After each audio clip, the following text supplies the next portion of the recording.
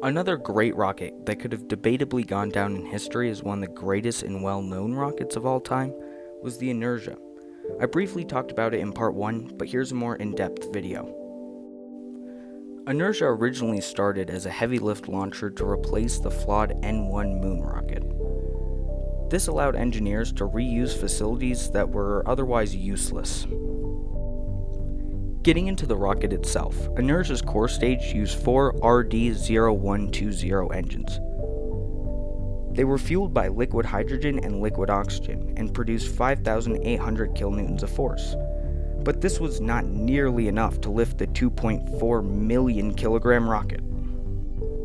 So, they added 4 Zenit boosters which used RD-170 engines, which are actually the most powerful multi-combustion chambered liquid fuel engine.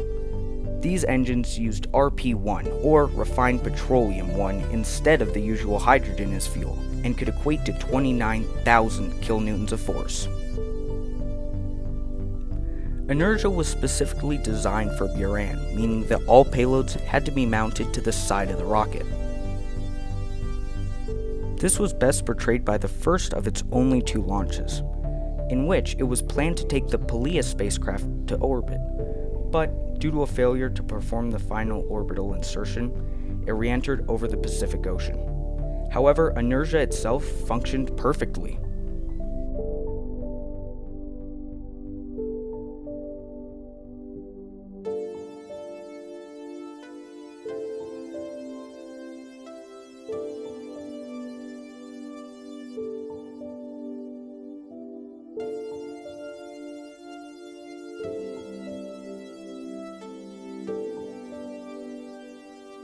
The second and last launch of Energia was Energia Buran.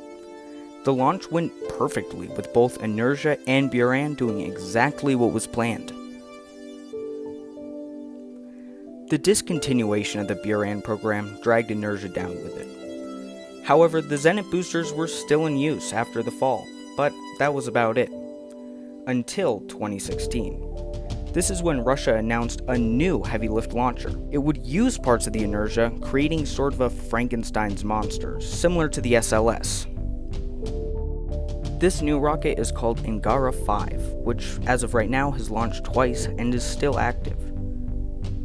It's the first new rocket developed by Russia since the fall of the Soviet Union.